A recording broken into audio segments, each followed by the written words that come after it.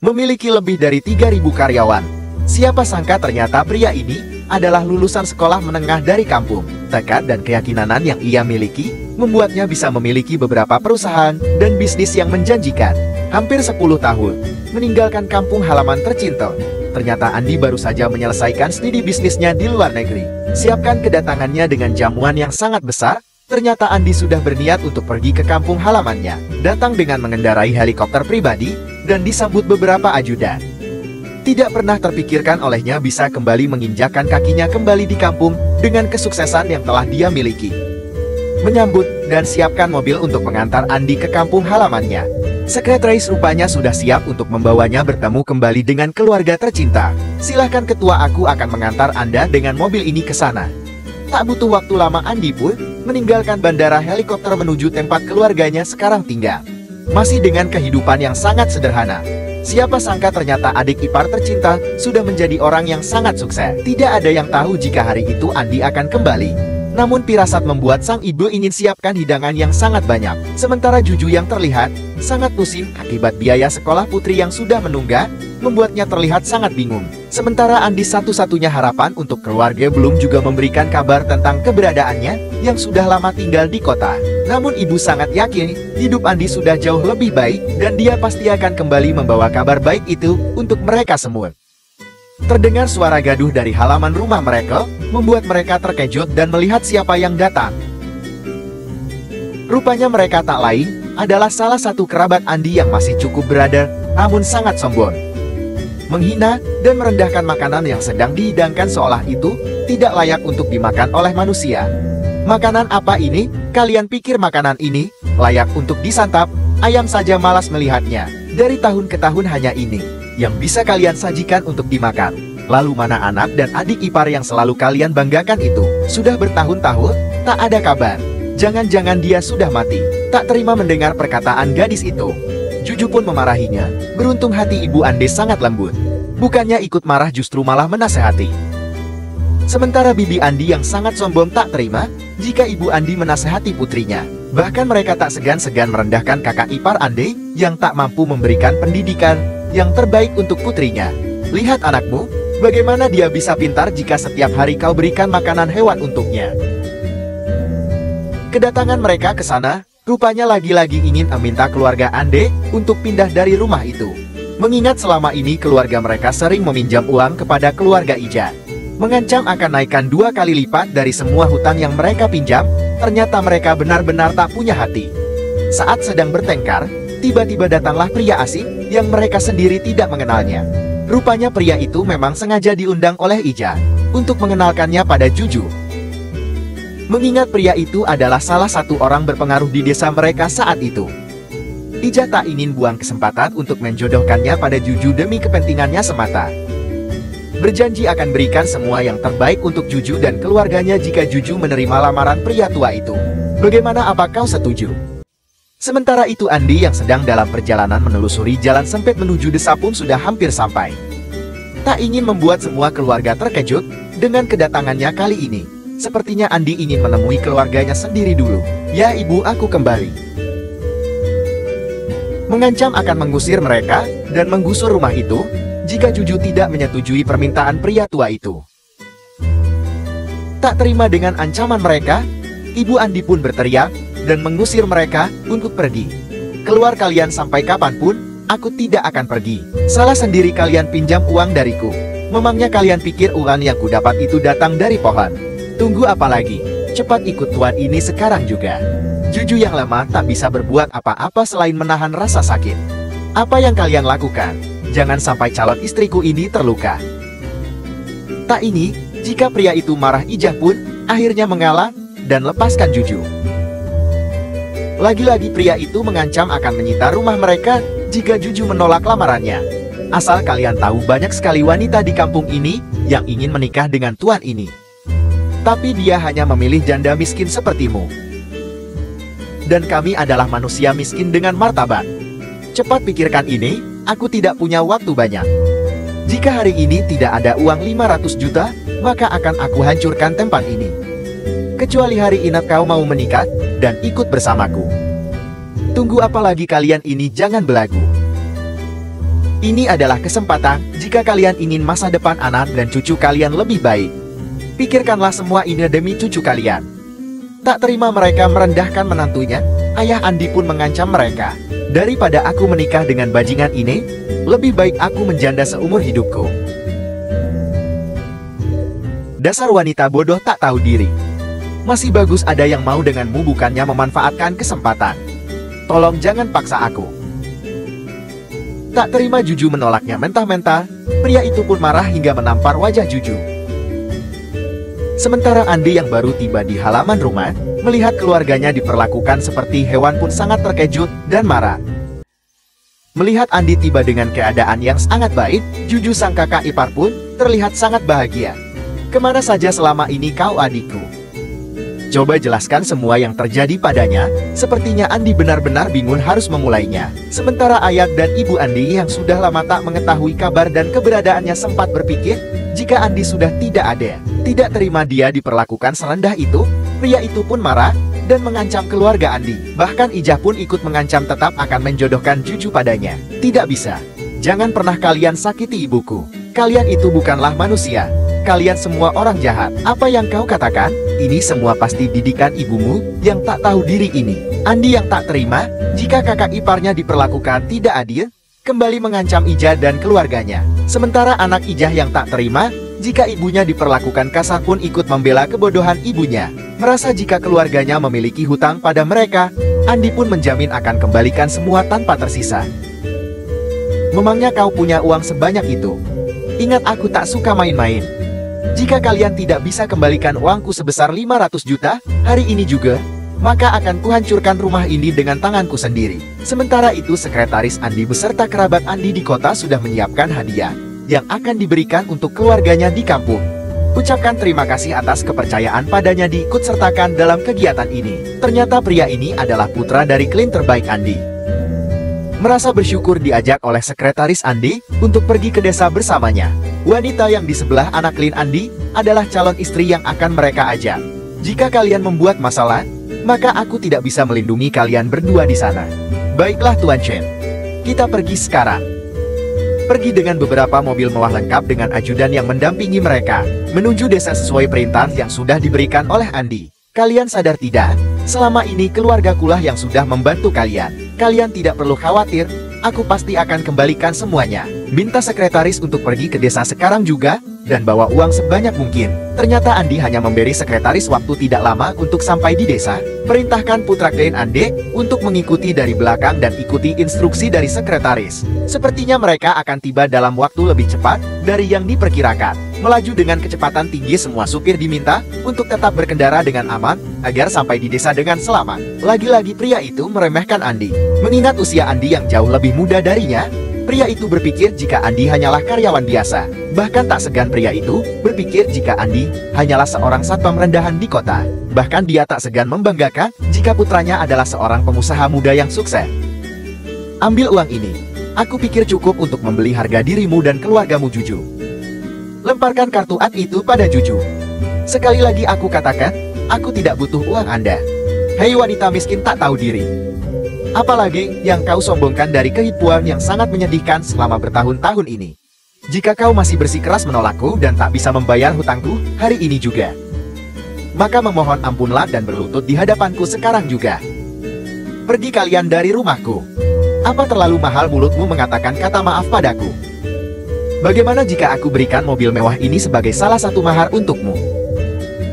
Ambillah itu milikmu.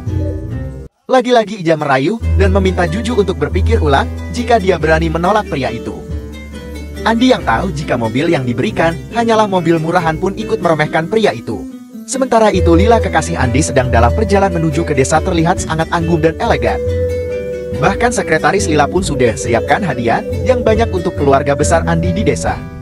Mengetahui jika Andi memiliki kakak ipar dan keponakan yang cantik, Lila pun minta sekretaris siapkan hadiah khusus untuk mereka. Sementara itu pria itu terus saja mengolok-olok dan meremehkan Andi beserta keluarganya. Pokoknya hari ini juga aku tidak akan pernah melepaskan keluarga ini dari genggamanku. Dan kau tahu akibat sudah berani menentangku. Jika hari ini kau tidak bisa kembalikan uangku, maka kau bersiap-siap akan kuhancurkan seluruh keluargamu ini. Lagi-lagi Andi kembali menantang pria itu dan keluarga Ija. Saat pria itu ingin menghajar Andi, tiba-tiba Juju datang dan melindungi tubuh Andi dengan tubuhnya. Sementara pria tua yang sudah kesal dengan Juju pun kembali menantang Juju. Jadi kau ingin aku memukulmu?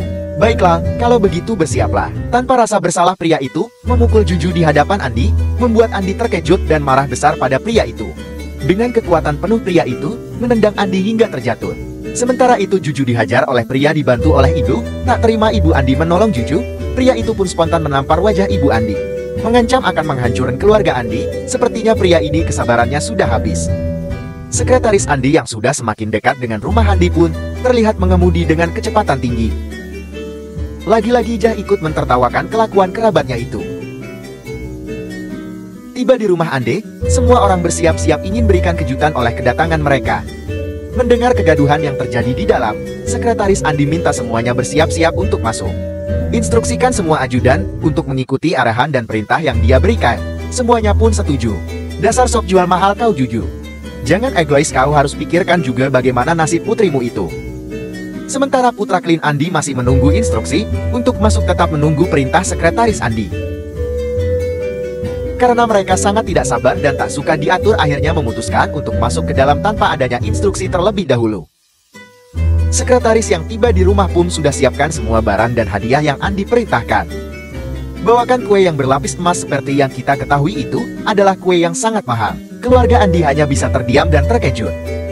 Sebutkan harga kue dengan nominal yang tak murah, pria itu pun terkejut. Bahkan tak segan mengatakan jika kue itu bisa semahal harga mobil sport terbaru.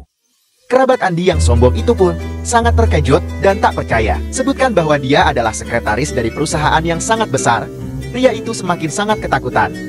Ucapkan salam pada Juju dan keluarganya. Sepertinya kali ini mereka dibuat tak percaya dengan sambutan sekretaris. Andi hanya ingin membuktikan bahwa kakak iparnya tak jauh lebih kaya dari pria sombong itu. Mendengar apa yang Andi katakan, membuat Juju tak percaya jika adiknya ternyata sudah sesukses itu. Andi hanya ingin menebus semua pengorbanannya untuk keponakan dan ayah ibu yang telah dirawat oleh kakak ipar dengan sangat baik. Mengancam akan hancurkan hidupnya, pria sombong itu sepertinya dibuat ketakutan. Tetap dengan kesombongannya, pria itu meminta Andi untuk tak membohongi keluarganya dan berhenti bermain sandiwara dengannya. Kau pikir aku percaya dengan semua omong kosong murahanmu itu? Menjelaskan pada sekretaris Andi jika yang terjadi adalah kesalahan keluarga Andi. Dan mereka tak segan-segan mengancam bahkan akan membawa masalah ini ke hukum. Minta kerabat Andi diam, sepertinya lagi-lagi pria itu berikan pilihan dan kesempatan untuk Juju. Akan hubungi sang putra, pria itu minta mereka semua untuk menyerah. Sekretaris yang tahu jika pria itu ternyata adalah klinik yang selama ini bekerja sama dengannya pun terkejut. Mengetahui jika selama ini putra yang dia anggap sangat baik, ternyata adalah putra dari pria yang sangat jahat. Benar saja, saat pria itu datang melihat sang ayah dianiaya oleh sekretaris, Andi pun tak terima. Ingin melawan, tapi dia tidak berani. Sang ayah, yang masih belum tahu apa-apa, terus saja memberitahukan kesalahan neraka pada putranya itu. Andi yang mengetahui jika pria itu adalah klien kecil yang bekerja sama dengan perusahaannya pun hanya bisa tersenyum. Berikan kesempatan untuk memohon dan meminta maaf untuk kesalahan yang sudah mereka perbuat. Namun tak didengar, malah pria tua itu semakin menjadi-jadi untuk menyerang Andi. Minta ayah untuk menutup mulutnya, sepertinya pria itu tak bisa berkata apa-apa. Cepat nak beritahu mereka siapa dirimu yang sebenarnya. Cukup ayah, tutup mulutmu. Memberitahu pada ayah jika pria yang baru saja dia rendahkan dan remehkan adalah orang yang sangat berpengaruh bagi perkembangan usaha mereka. Tak ingin buat masalah semakin panjang, putra klien Andi itu pun segera meminta maaf. Berusaha meminta Andi memaklumi jika ayahnya sudah tua dan tak bisa mengontrol emosi. Minta sekretaris untuk memohon agar dia diberikan kesempatan. Sepertinya sekretaris Andi sudah muak dengan omong kosong pria itu. Minta pria itu berlutut dan memohon pada keluarga Andi atas perbuatan kotornya selama ini. Pak, perlu aku ingatkan apa yang sudah kau lakukan pada bosku dan keluarganya hari ini? Tuan Chan, tolong maafkan ayahku, dia pasti hilaf dan tidak bermaksud. Tutup mulutmu, bajingan. Ketua, sekali lagi aku minta maaf atas kegeduhan yang terjadi padamu dan keluargamu hari ini. Ibu Andi yang melihat semua orang berlutut di hadapan putranya pun terkejut. Tidak percaya dengan apa yang dia dengar barusan, ayah Andi menyadarkannya. Adik ipar, katakan apa yang sebenarnya terjadi. Bertahun-tahun aku tak memberi kalian kabar. Sebenarnya aku sedang berjuang dan melanjutkan studiku. Hari ini aku ingin buktikan jika perjuanganku tidak sia-sia. Tak percaya jika orang yang dia percaya bisa mengembangkan desanya, ternyata justru orang yang sudah merendahkan keluarganya. Lagi-lagi, mereka justru memohon agar diberi kesempatan untuk memperbaiki semua kesalahannya. Aku mohon Tuan Chan tolong bantu kami. Sudah tak ada lagi maaf untuk manusia licik seperti kalian. Sementara itu, kekasih pria sombong menghubungi seseorang untuk dimintai bantuannya datang ke desa tempat Andi tinggal. Sementara itu, kerabat Andi di kota yang sudah bersiap juga akan datang menemui keluarga Andi di desa sedang bersiap-siap meninggalkan perusahaan. Perintahkan bawahannya untuk menemui kekasih pria sombong, sepertinya mereka tidak tahu sedang berhadapan dengan siapa di desa nanti. Berbondong-bondong bersama ajudannya sepertinya, semua akan berangkat. Mengancam Andi untuk bersiap-siap terima kekalahannya kali ini. Sepertinya wanita ini tak tahu siapa Andi sebenarnya. Tak lama kemudian orang yang dihubungi wanita itu pun tiba di lokasi. Ternyata pria itu adalah sepupu wanita ini. Meminta mereka memohon ampun padanya. Tuan, Anda salah paham. Jangan salahkan kami, Anda harus dengar penjelasan mereka dulu. Itu akibatnya jika berani buat masalah dengan sepupuku. Benar sekali kakak ipar. Sudah aku peringatkan. Jangan pernah kalian main-main denganku. Ini adalah akibat dari perbuatan kalian sendiri. Sekarang sudah tidak ada waktu untuk kalian mengakui salah dan pergi semudah itu dari sini. Sementara itu, kekasih Andi sudah semakin dekat dengan kampung halaman. Mengetahui jika keluarga dan Andi dalam bahaya, rupanya diam-diam kekasih Andi sudah hubungi polisi untuk menangkap semua musuh di sana. Jangan ikut campur, cepat minggir kau. Semua orang di sana saling menyerang dan buat kegaduhan. Ingin selamatkan ketua Andi, namun sekretaris sudah lebih dulu dibuat ditendang sampai dia terjatuh. Minta mereka lepaskan Juju, sepertinya pria tua sudah lebih dulu menangkap dan ingin membuat Andi lemah. Jika kau ingin wanita ini dilepaskan, silahkan berlutut dan memohonlah kepada kami. Melihat ibu sangat shock akibat perbuatan mereka, Andi hanya bisa pasrah dan tidak berdaya. Tak henti-hentinya, mereka melukai bahkan menyakiti Andi. Sementara kekasih Andi yang sudah tiba di lokasi, dihadang oleh beberapa ajudan yang sudah menunggu di gerbang. Maaf, kalian semua tidak diperbolehkan masuk. Cepat pergi atau kuhancurkan kalian semua. Jika kamu tidak pergi, kalian tahu tanda pengenal ini bukan? Tanpa basa-basi mereka segera memberi jalan untuk kekasih dan para ajudannya untuk masuk. Kekasih Andi sangat murka saat melihat satu-satunya orang yang sangat dia cintai ternyata sudah direndahkan hingga tak berdaya. Sayang, apa yang terjadi? Apa kamu baik-baik saja?